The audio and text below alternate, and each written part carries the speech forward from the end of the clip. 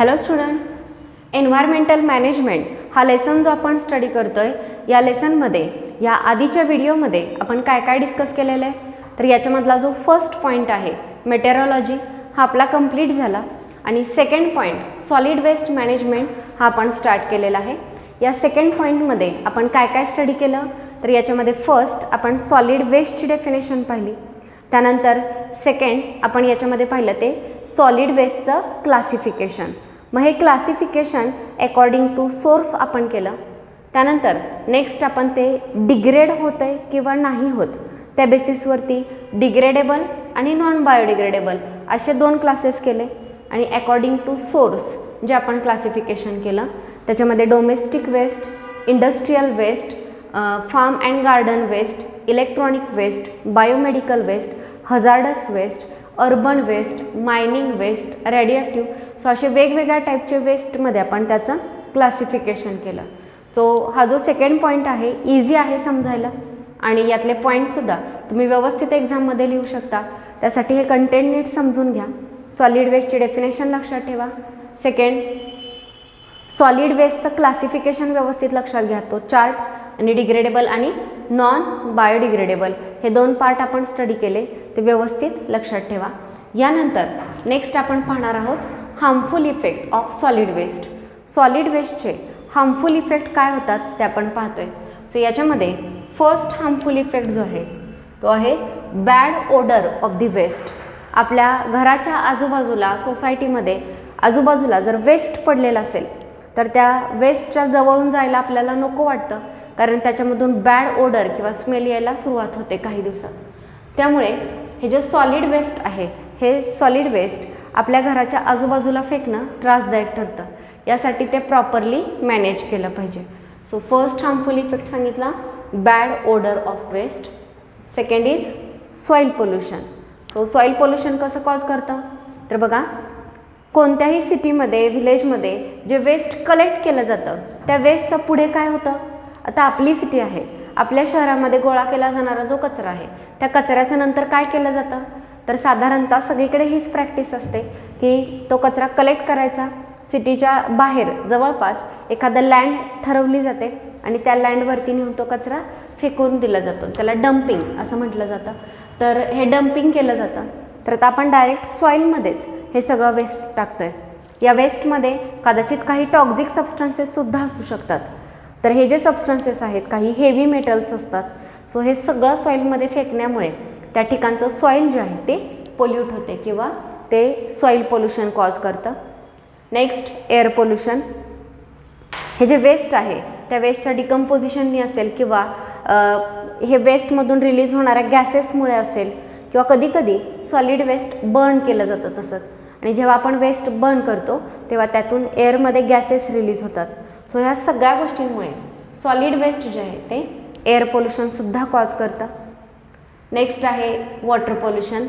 Water pollution बऱ्याचदा तुम्ही practice बघितली असेल की एखाद्या गावाजवळून किंवा सिटीजवळून एखादी रिव्हर जात असेल किंवा सी असेल तर शक्यतो सॉलिड वेस्ट कलेक्ट करतात आणि त्या रिव्हरमध्ये किंवा सी वॉटरमध्ये ते वेस्ट जे आहे ते डम्प केलं जातं, फेकून दिलं जातं. सो या वेस्टमुळे काय होतं, तर ते जे रिव्हर वॉटर आहे किंवा ते सी वॉटर जे आहे ते पोल्यूट होणार आहे किंवा खराब होणार आहे.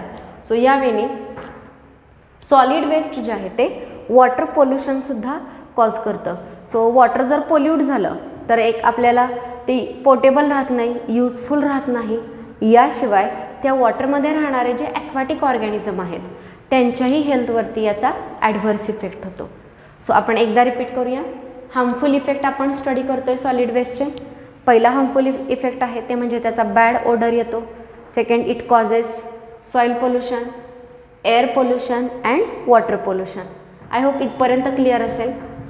नेक्स्ट फिफ्थ बघा प्रोडक्शन ऑफ टॉक्झिक गॅसेस. हे जे सॉलिड वेस्ट आपण टाकतो आहे तर या सॉलिड वेस्टमधून कधीकधी काही टॉक्झिक गॅसेस खूप मोठ्या प्रमाणावर एकाच ठिकाणी जर कचरा टाकलेला असेल तर त्याच्यामधून वेगवेगळे टॉक्झिक गॅसेस जे आहेत ते तयार होतात. तर हे टॉक्झिक गॅसेस तयार होणं याचासुद्धा हार्मफुल इफेक्ट होतो आपल्यावरती. Next degradation of natural beauty. So बुकमध्ये एक पिक्चर दिलेलं बघा, याच टॉपिकमध्ये दिलेलं आहे. तर एक फुटपाथ दाखवलेलं आहे. एका ठिकाणी ते क्लीन आहे आणि दुसऱ्या पिक्चरमध्ये त्यात खूप कचरा आहे, तर याच्यामध्ये कोणतं पिक्चर आपल्याला छान वाटणार आहे? तर जे क्लीन आहे तेच पिक्चर आपल्याला छान वाटतं. किंवा स्लम एरियामधून, झोपडपट्टीमधून जेव्हा आपण पास होतो तेव्हा आपल्याला तितकं छान वाटत नाही तिथून जायला. पण एखादी हाय सोसायटी असेल जिथं खूप क्लीन एन्व्हायरमेंट ठेवलेलं असेल, अशा ठिकाणी आपल्याला थांबायला नक्कीच आवडतं.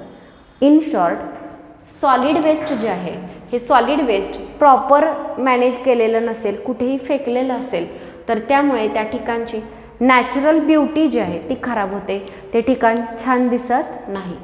हा नेक्स्ट ॲडव्हर्स इफेक्ट होता. त्याच्या पुढचा spread of diseases. Spread of डिसीजेसमध्ये काय सांगितलेलं आहे? तर हे जे सॉलिड वेस्ट आहे याच्यामुळे वेगवेगळ्या प्रकारचे साथीचे आजार जे आहेत ते पसरतात. ते कसं काय? तर बघा, बऱ्याचदा आता आपण थोडाफार ओला कचरा सुका कचरा वेगळा करतोय, मात्र बऱ्याचदा हे एकत्रच फेकून दिलं जातं. जेव्हा असं फेकून दिलं जातं घराच्या आजूबाजूला, रस्त्याच्या बाजूला, तेव्हा त्याच्यामध्ये वेगवेगळ्या प्रकारचे व्हेक्टर्स ग्रो होतात, जसं की मॉस्किटो किंवा हाऊसफ्लाईज असतील, कॉक्रोचेस असतील किंवा बाकीचे इन्सेक्ट असतील. तर हे सगळे जे इन्सेक्ट आहेत ह्या इन्सेक्टमुळे ह्युमन बिईंगमध्ये वेगवेगळ्या टाईपचे डिसीजेस स्प्रेड होतात. मग कोणते डिसीजेस तुम्हाला माहिती आहे? मॉस्किटोमुळे डेंग्यू असेल, मलेरिया असेल त्यासारखे आजार, किंवा हाऊसफ्लाय जे आहे त्या हाऊसफ्लायमुळे सुद्धा वेगवेगळे डायजेस्टिव्ह सिस्टीमशी रिलेटेड आजार जे आहेत ते स्प्रेड होतात. सो हा नेक्स्ट हार्मफुल इफेक्ट होता, स्प्रेड ऑफ डिसीजेस. त्यानंतर आहे effect on biodiversity. First of all, biodiversity म्हणजे काय? तर बायो म्हणजे लिव्हिंग आणि डायव्हर्सिटी म्हणजे व्हरायटी. सो लिव्हिंग ऑर्गॅनिझममध्ये व्हॅरिएशन असणं, व्हरायटी असणं, याला आपण काय म्हणतो? बायोडायव्हर्सिटी. सो एखाद्या एरियामध्ये खूप वेगवेगळ्या प्रकारचे सजीव जर राहत असतील तर तो एरिया बायोडायव्हर्सिटीने रिच असा मानला जातो. बायोडायव्हर्सिटीचे हॉटस्पॉट तुम्हाला माहिती नसेल कदाचित, ॲमेझॉन या नदीचं जे खोरं आहे ते बायोडायव्हर्सिटीचा सगळ्यात मोठा हॉटस्पॉट आहे. रिच बायोडायव्हर्सिटी तिथं पाहायला मिळते. आता बघा, बायोडायव्हर्सिटी जास्त असणं हे आपल्यासाठी सुद्धा, आपल्या फूड चेनसाठी, आपल्या लाईफ सायकलसाठी खूप महत्त्वाचं आहे. एखाद्या एरियामध्ये खूप वेस्ट असेल, कचरा असेल, तर त्या ठिकाणी बायोडायव्हर्सिटी जास्त राहत नाही. बघा, इव्हन आपणही वेगवेगळ्या प्रकारचं केलेलं पोल्युशन असेल, वेस्ट असेल, याच्यामुळे आपल्या सोसायटीमध्ये, आपल्या आजूबाजूला आधी जे इथं बर्ड्स पाहायला मिळत होते ते बर्ड्स आता आपल्याला पाहायला मिळत नाहीत, किंवा जास्त पक्षी आपल्याला पाहायला मिळत नाहीत. सो हळूहळू ही जी बायोडायव्हर्सिटी आहे, जैवविविधता जी आहे ती कमी व्हायला लागते वेस्टमुळे. कारण ज्या ठिकाणी वेस्ट असेल तिथं जास्त वेगवेगळे ॲनिमल्स राहत नाहीत. ओके, सो हार्मफुल इफेक्ट आपण पाहिले सॉलिड वेस्टचे. आपण एकदा रिपीट करूया. First, bad odour of waste. Second, it causes soil pollution. Next, air pollution. Next, water pollution. Various toxic gases are produced through this solid waste. Degradation of natural beauty, spread of diseases, and it affect adversely on biodiversity. So these are the harmful effect of solid waste. Now next point is necessity of waste management or solid waste management. Solid waste manage करण्याची गरज काय आहे? गरज असल्याशिवाय आपण ती गोष्ट करत नाही. मग नीड काय आहे हे जर समजून घेतलं तर सॉलिड वेस्ट आपण प्रॉपर मॅनेज करणार आहोत. सो बघा, next is necessity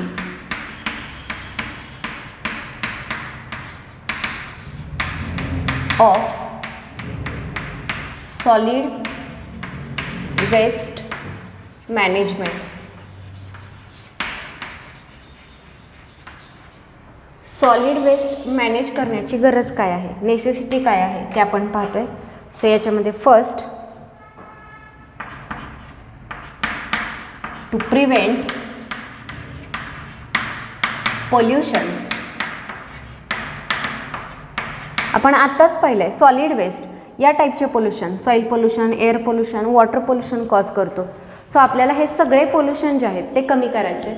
so pollution कमी करण्यासाठी solid waste management solid waste properly manage करणं गरजेचं आहे. सो पहिली गरज काय सांगितली? आपल्याला पोल्युशन कमी करायचं आहे, म्हणून सॉलिड वेस्ट मॅनेज करा.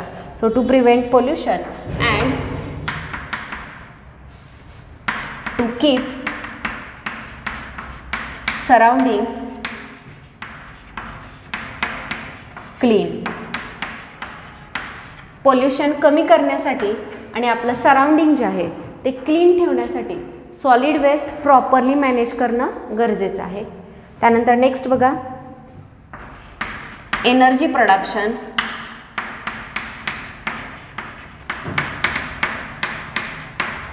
Second, to produce fertiliser.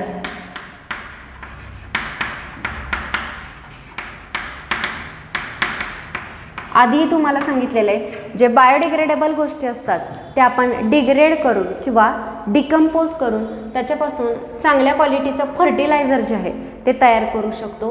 याशिवाय त्याच्यामधून फ्युएल किंवा एनर्जीसुद्धा तयार करता येऊ शकते. सो एनर्जी जर तयार होत असेल किंवा चांगल्या क्वालिटीचं फर्टिलायझर जर तयार होत असेल तर आपण नक्कीच काय केलं पाहिजे, सॉलिड वेस्ट मॅनेज केलं पाहिजे. कारण एरवी आपण त्याला असंच फेकून देणार आहोत आणि फेकून देण्याने हे सगळे प्रॉब्लेम क्रिएट्स होणार आहेत. सो त्याऐवजी जर प्रॉपरली मॅनेज केलं तर हे प्रॉब्लेमसुद्धा कमी होतील आणि याच्यामधून एनर्जी प्रोड्यूस होईल, त्याच्याबरोबरच फर्टिलायझरसुद्धा प्रोड्यूस होणार आहे. यानंतर नेक्स्ट काय आहे बघा, टू जनरेट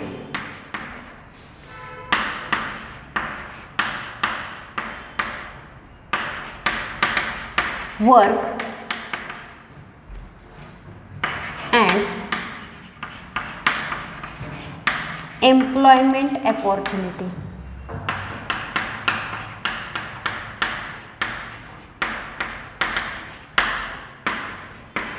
सो जर आपण सॉलिड वेस्ट प्रॉपरली मॅनेज केलं तर त्याच्यामधून आपण एनर्जी आणि फर्टिलायझर तयार करू शकतो आणि हे तयार करताना कामाची निर्मिती किंवा लोकांना जॉबची अपॉर्च्युनिटी याच्यामध्ये मिळू शकते किंवा लोकांना काम मिळू शकतं सॉलिड वेस्ट मॅनेजमेंटसाठी.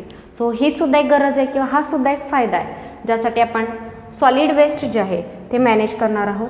त्यानंतर नेक्स्ट आहे to reduce strain. To reduce strain on natural resources.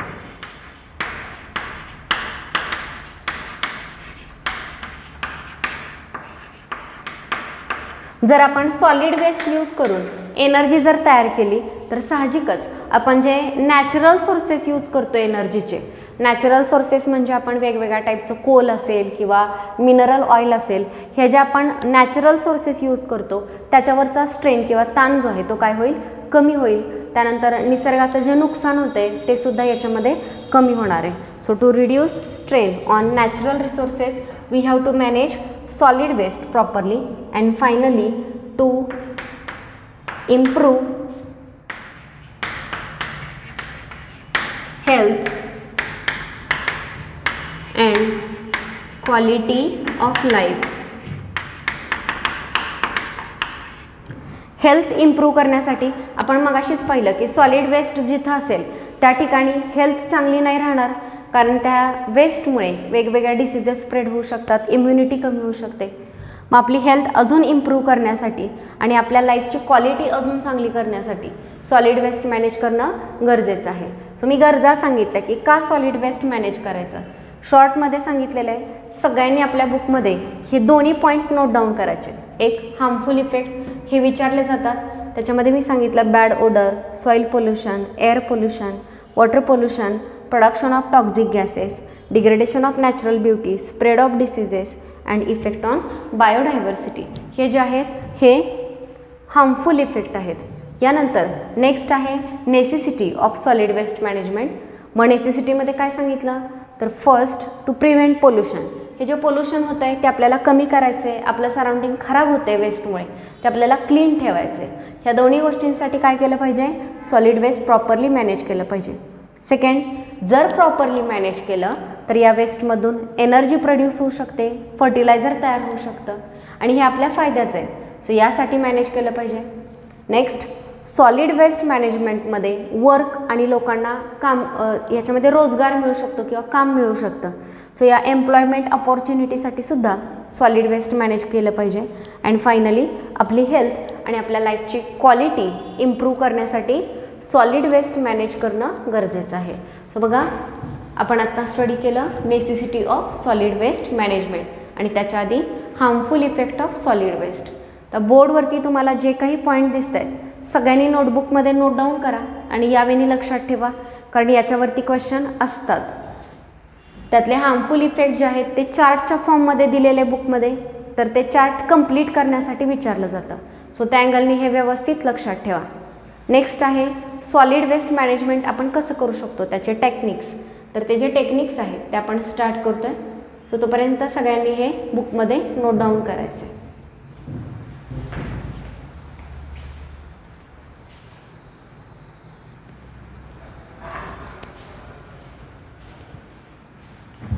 So आपण आत्ताच पाहिलं की सॉलिड वेस्ट मॅनेज करण्याची काय गरज आहे. तर आता हे जे सॉलिड वेस्ट मॅनेजमेंट आहे ते कसं केलं जाऊ शकतं, तर ते आपण next eco friendly solid waste मॅनेजमेंटचा जो चार्ट आहे त्याच्यामध्ये स्टडी करणार आहोत. सो तो स्टार्ट करण्याआधी बघा, सॉलिड वेस्ट मॅनेजमेंट याच्यामध्ये आपण कचरा कमीत कमी तयार व्हावा, आपलं सराउंडिंग क्लीन राहावं, आपलं हेल्थ चांगली राहावी, यासाठी आपल्याला सॉलिड वेस्ट मॅनेज करायचं आहे.